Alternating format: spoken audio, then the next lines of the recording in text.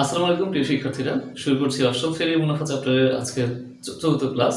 প্রিয় শিক্ষার্থীরা, তোমরা জানো আমরা গত 3টি ক্লাস মিলিয়ে তোমাদের মুনাফা অধ্যায়টির অর্থাৎ 2.1 অনুশীলনীর বেশ কয়েকটি অঙ্ক সমাধান করেছি।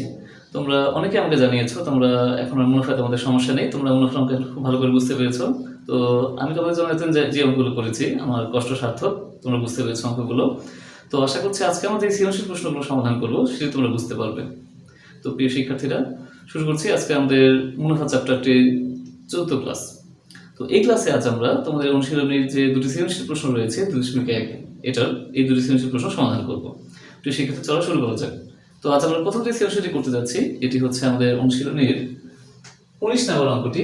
তো 19-এর যে সৃজনশীলটি আমি এখানে প্রশ্ন তুলে নিই, তোমাদের সামনে অবশ্যই বই আছে, তোমরা বই দেখতে পারো। 19 নম্বর প্রশ্নে এখানে বলা হয়েছে যে একজন ফল ব্যবসায়ী যশোর থেকে 36 টাকায় 12টি দরে কিছু সংখ্যক কলা, কুষ্টিয়া থেকে 36 টাকায় 18টি দরে সমান সংখ্যক কলা খরিদ করলো। ব্যবসায়ী বিক্রয় কর্মী 36 টাকায় 15টি দরে তা বিক্রি করলেন।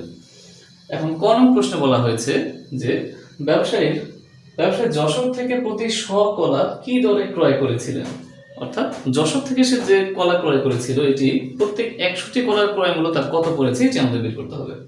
তো এখানে প্রশ্ন বলা ছিল যে যশোর থেকে সে 36 টাকায় 12টি দরে কলা কিনে, তাই আমরা লিখেছি যে যশোর থেকে 12টি কলার ক্রয় মূল্য 36 টাকা।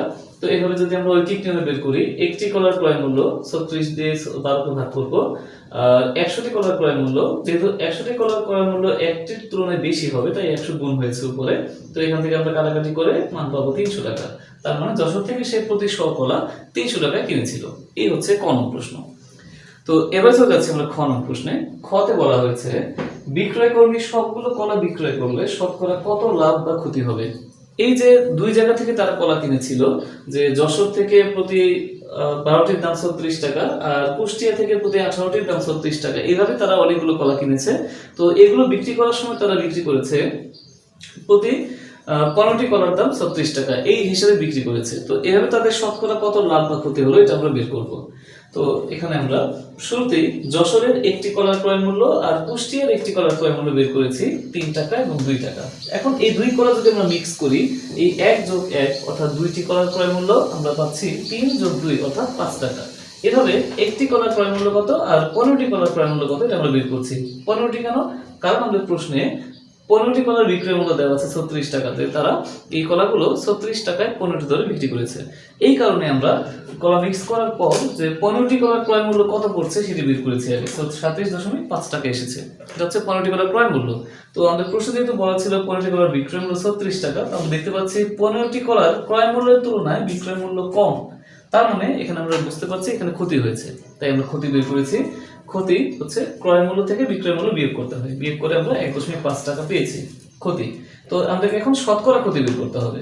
তো এই যে ক্ষতি হয়েছে 1.5 টাকা, এটার ক্রয় মূল্য কত ছিল? ক্রয় মূল্য ছিল এই 37.5 টাকা। আমরা জানি ক্রয় মূল্য থেকে ক্ষতি হিসাব করতে হয়।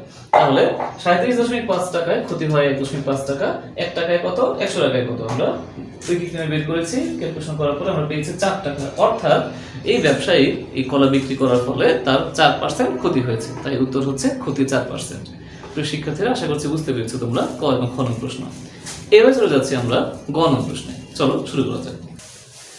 গ নং প্রশ্নে বলা হয়েছে ব্যবসায়ী 25% লাভ করতে চাইলে প্রতি হালি কলা কি দরে বিক্রয় করতে হবে। অর্থাৎ ব্যবসায়ী যে কলা বিক্রি করেছিল তার প্রতি কলার দাম ছিল দরে, মানে যখন দুই কলা মিক্স করলো তার প্রতি কলার দাম ছিল যে ক্রয় মূল্য 5/2 টাকা, এটা ছিল তার ক্রয় মূল্য।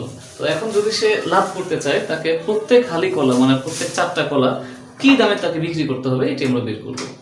তো আমরা জানি যে 1 হালি মানে হচ্ছে 4টি, তাহলে একটি কলার ক্রয় মূল্য যদি 5/2 টাকা হয় তাহলে 4টি কলার ক্রয় মূল্য কত হবে? 4 দিয়ে গুণ করেছি, আমরা পেয়েছি 10 টাকা। তার মানে তার এখন 1 হালি কলার ক্রয় মূল্য হচ্ছে 10 টাকা। তাহলে 25% লাভ করতে চাইলে তাকে এখন কি দামে বিক্রি করতে হবে এটা আমরা বের করব। তো 25% লাভে ক্রয় মূল্য 100 টাকা হলে বিক্রয় মূল্য হচ্ছে 100 যোগ 25 125 টাকা। কারণ আমরা জানি যে লাভের সঙ্গে বিক্রয় মূল্য বেশি হয়, তাই লাভেরটা যোগ হয়ে যায়। তো এইভাবে যদি বিক্রয় মূল্য 125 টাকা হয়, ঐকিক নিয়মে আমরা বের করবো যে 1 টাকা হলে বিক্রয় মূল্য কত হবে, আর 10 টাকা ক্রয় মূল্য 10 টাকা হলে বিক্রয় মূল্য কত হবে। তো আমরা এইভাবে ক্যালকুলেশন করে পেয়েছি 12.5 টাকা। অর্থাৎ দোকানদারকে তার 25% লাভ করতে চাইলে তাকে প্রত্যেক হালি কলা 12.5 টাকা অর্থাৎ 12.5 টাকায় বিক্রি করতে হবে, তাহলে তার 25% লাভ হবে। তো প্রিয় শিক্ষার্থীরা, এই হচ্ছে আমাদের আজকের 19 নম্বর সৃজনশীল। এবারে চলো আমরা 20 নং সৃজনশীলটি শুরু করি। 20 নং সৃজনশীল প্রশ্নে বলা হয়েছে উদ্দীপকে, এটি কিছুটা আমাদের 1913 নং অঙ্কের মতো। এখানে বলা হয়েছে কোন আসল 3 বছরের সরল মুনাফা সহ 28,000 টাকা এবং 5 বছরের সরল মুনাফা সহ 30,000 টাকা, এটা উদ্দীপক। কোন প্রশ্নে বলা হয়েছে প্রতীকগুলোর বর্ণনা সহ মূলধন নির্ণয়ের সূত্রটি লিখো।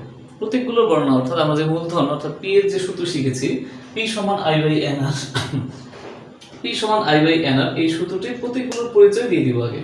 তো এখানে আই হচ্ছে সরল মুনাফা, তাই লিখেছি যে সরল মুনাফা আই, শতকরা বার্ষিক মুনাফার হার আর, সময় এন হলে মূলধন পি সমান I by N R, just এটুকুই। এই সূত্রটি লিখে দিলে তুমি ক নং-এর জন্য 2 পেয়ে যাবে।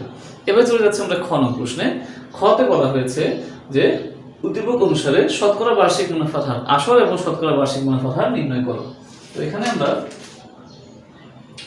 মুনাফা হার নির্ণয় করতে বলা হয়েছে।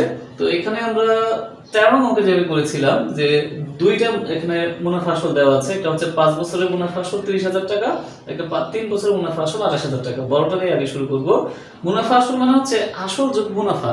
তো এখানে মুনাফাটা একটা নির্দিষ্ট সময় হয়ে থাকে আর আসল তো ফিক্সড, তাই আমরা আসলকে আলাদা করেছি। আসল যোগ 5 বছরের মুনাফা 30,000 টাকা, আসল যোগ 3 বছরের মুনাফা 28,000 টাকা, 13 অঙ্কের মতোই। তো এরপর আমরা দাগ দিয়ে যদি আমরা বিয়োগ করি, বিয়োগ করলে আসল বিয়োগ আসল, আসল বাদ যায়, এখানে কিছু থাকবে না।